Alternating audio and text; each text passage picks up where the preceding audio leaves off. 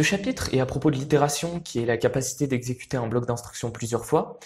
Donc on a déjà vu une sorte d'itération avec la récursivité dans le chapitre 5, et on a vu les boucles for qui sont une autre sorte d'itération. Dans ce chapitre, on va voir encore un autre type, l'instruction while, mais premièrement, je veux parler un peu de la réassignation de variables. On va d'abord parler des réassignations. Donc tu as peut-être remarqué qu'il est légal de faire plus d'une assignation sur une même variable. Donc une nouvelle assignation crée une référence à une nouvelle valeur pour une variable existante et supprime la référence à l'ancienne valeur. Donc par exemple, si on fait x égale 5, x est égal à 5, et puis x égale 7, x est désormais égal à 7. À ce stade, j'ai envie d'adresser une source de confusion fréquente. Comme Python utilise le symbole égal pour les assignations, il est tentant d'interpréter une instruction comme a égale b comme une proposition mathématique d'égalité, c'est-à-dire la déclaration que a et b sont égaux. Mais cette interprétation est incorrecte. Premièrement, l'égalité est une relation symétrique, alors que l'assignation ne l'est pas. Par exemple, en maths, si on a a égale 7, c'est la même chose que 7 égale a. Mais en Python, l'instruction a égale 7 est légale et 7 égale a ne l'est pas. De plus, en mathématiques, une proposition d'égalité est soit vraie soit fausse.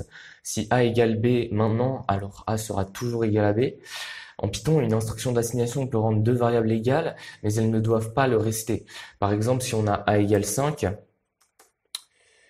qu'on fait b égale a, à ce stade, donc a et b sont égaux, mais après on peut faire a égale 3, et désormais, A et B ne sont plus égaux. Les réassignations sont souvent utilisées, mais tu devrais faire attention quand tu les utilises, parce que si les valeurs des variables changent fréquemment, cela peut rendre ton code plus difficile à lire et à débugger. Alors un type de réassignation qu'on fait souvent, c'est la mise à jour, où la nouvelle valeur de la variable dépend de l'ancienne valeur. Par exemple, x égale x plus 1. Cette commande veut dire prends la valeur de x, ajoute 1, puis mets à jour x avec la nouvelle valeur. Si on fait x égale x plus 1, dans une nouvelle fenêtre où x n'est pas défini, on obtient une erreur. Ça c'est bien sûr parce qu'avant de mettre à jour une variable, il faut l'initialiser. Donc on peut le faire avec une assignation simple comme x égale 0 et puis x égale x plus 1, ça marche. Quand on met à jour une variable comme ça en lui ajoutant 1, on appelle ça une incrémentation. Et quand on fait l'inverse, qu'on soustrait 1, on appelle ça une décrémentation. Les ordinateurs sont capables de répéter des tâches qui sont identiques ou similaires sans obtenir d'erreur, contrairement à nous. Dans un programme informatique, une de ces répétitions est aussi appelée une itération. On a déjà vu deux fonctions, compte à rebours et println, qui font des itérations par récursivité. Comme l'itération est très présente en programmation, Python nous donne des éléments linguistiques pour rendre l'écriture plus facile. On a déjà vu l'une d'entre elles qui est la boucle for, mais on reviendra sur cette fonctionnalité plus tard.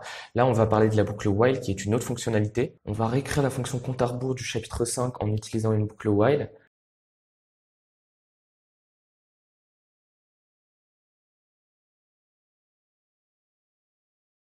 Si on traduit while en français, c'est tant que. Donc on peut lire cette boucle comme tant que n est plus grand que 0, affiche n et décrémente n.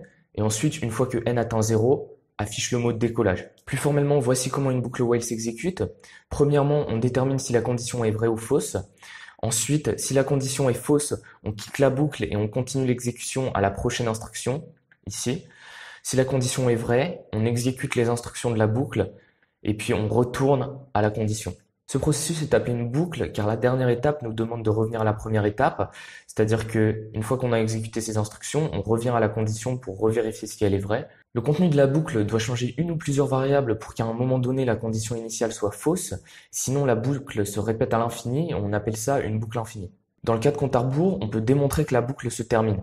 En effet, si n est 0 ou négatif, la boucle ne commencera jamais. Et si n est positif, chaque itération, n devient de plus en plus petit jusqu'à éventuellement atteindre 0. Pour certaines autres boucles while, il est plus difficile de faire cette démonstration. Par exemple, si on a une fonction séquence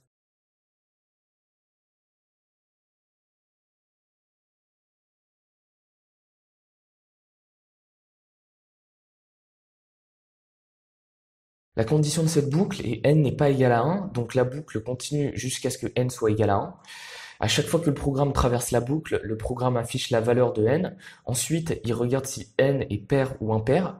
Si n est pair, n est divisé par 2. Si n est impair, n est remplacé par la valeur de n fois 3 plus 1. Donc par exemple, si la valeur d'entrée est 3, les valeurs résultantes de n seront 3, 10, 5, 16, 8, 4, 2, 1. Il n'y a aucune preuve évidente du coup qui montre que le programme se termine, car n croît et décroît.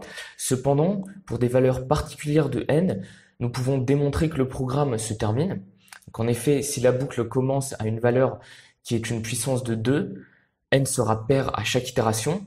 Ainsi, n décroîtra jusqu'à ce que n soit égal à 1. Donc dans cet exemple de séquence entre parenthèses 3, qui nous donne 3, 10, 5, 16, 8, 4, 2. On sait que le programme va se terminer quand n atteint la valeur de 16, car 16 est une puissance de 2. Ce qui est plus difficile, c'est de démontrer que ce programme se termine pour tout n positif, et jusqu'à aujourd'hui d'ailleurs, personne n'a réussi à le démontrer. Si tu veux en savoir plus sur ce problème mathématique, tu peux rechercher la conjecture de Collatz sur Google. Comme entraînement, maintenant, tu vas réécrire la fonction printn du chapitre 5 en utilisant l'itération plutôt que la récursivité. Je te conseille de faire pause maintenant et puis de continuer quand tu es prêt. Maintenant, on va parler du mot-clé break. Parfois, il est possible de ne pas savoir qu'il faut terminer la boucle jusqu'à ce qu'on arrive à la moitié du corps. Donc dans ce cas, on peut utiliser la fonctionnalité break pour sortir de la boucle. Par exemple, si on veut accepter des commandes de l'utilisateur jusqu'à ce qu'il entre finir, on peut écrire un programme comme ça.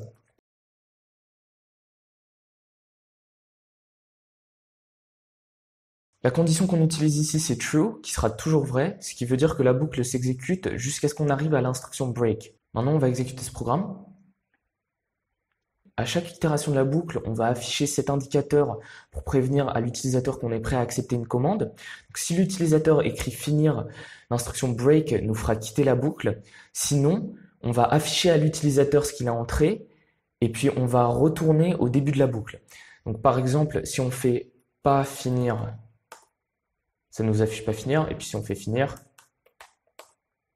fini, et on quitte le programme. On utilise souvent cette manière d'écrire les boucles while avec true comme condition parce que ça nous permet de vérifier la condition partout dans la boucle et non pas seulement au début. En plus, ça nous permet d'exprimer la condition d'arrêt de manière affirmative, c'est-à-dire de dire d'arrêter le programme quand quelque chose se passe, plutôt que de dire d'exécuter le programme en boucle jusqu'à ce que quelque chose arrive. On peut utiliser des boucles pour faire des calculs mathématiques en commençant avec une approximation du résultat et en améliorant cette approximation de manière itérative. Par exemple, une manière de calculer la racine carrée, c'est la méthode de Newton.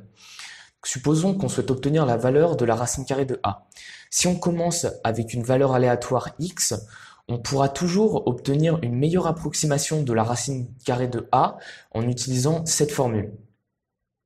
Donc si on a a égale 4, on sait donc que la racine carrée c'est 2. Donc si on commence avec une approximation qui est 3 et qu'on tape la formule que je viens de montrer, on obtient bien une approximation qui est plus proche de la bonne réponse de 2. Donc si on répète le processus, qu'on met x égale y,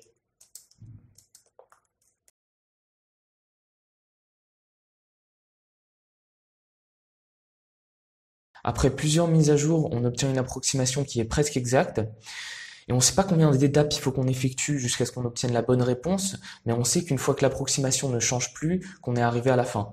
Donc ce que ça veut dire, c'est que quand x égale y, on peut s'arrêter. Si je remets x égale à 3, on peut écrire une boucle qui fait ça.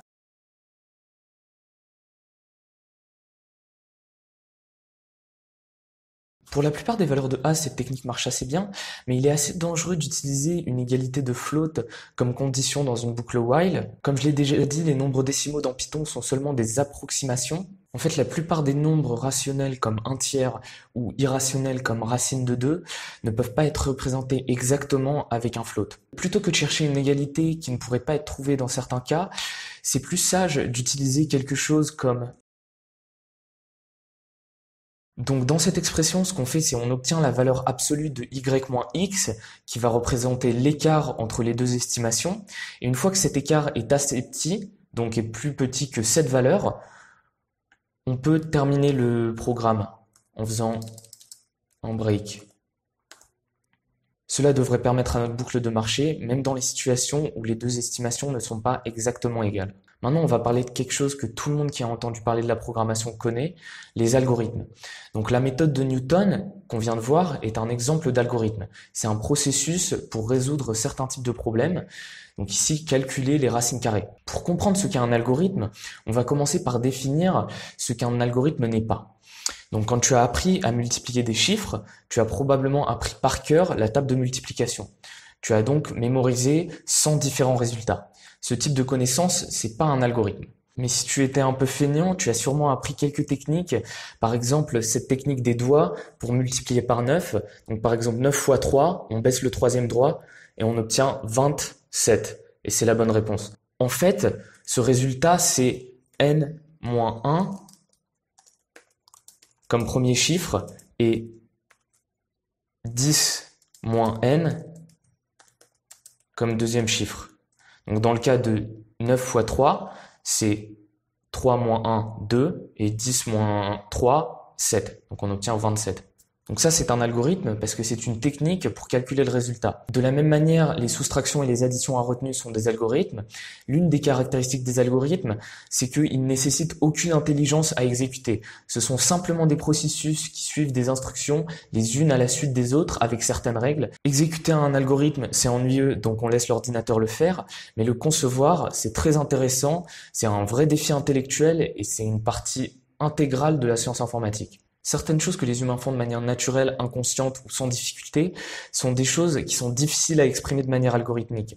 Par exemple, comprendre les langages naturels ou alors détecter les émotions sur le visage de quelqu'un sont des problèmes que personne n'a encore réussi à expliquer à travers un algorithme. Maintenant, comme d'habitude, je vais te donner quelques conseils pour débugger. Donc au fur et à mesure que tu écris des programmes de plus en plus gros, tu vas sûrement passer plus de temps à débugger. Plus de code, ça veut dire plus de chances de faire une erreur ou plus d'endroits où un bug pourrait se trouver. Un moyen de réduire le temps que tu passes à débugger, c'est de débugger par division. Par exemple, si tu as 100 lignes dans ton code et que tu les vérifies une par une, ça va te prendre 100 étapes pour les vérifier. Par contre, si tu divises ton programme en deux et que tu mets des instructions au milieu de ton programme pour vérifier le bon fonctionnement, tu pourras instantanément savoir si l'erreur est dans la première partie du programme ou dans la deuxième partie du programme. Et en une étape, tu auras éliminé 50 lignes de code à vérifier. Ensuite, une fois de plus, tu peux diviser ces 50 lignes de code en 25 et 25, etc. Et bien sûr, tu n'as pas besoin de diviser ton programme en deux de manière exacte. C'est plus intelligent de mettre des instructions print aux endroits où tu penses qu'il peut y avoir des erreurs. Comme ça, tu auras plus de chances de trouver l'erreur rapidement.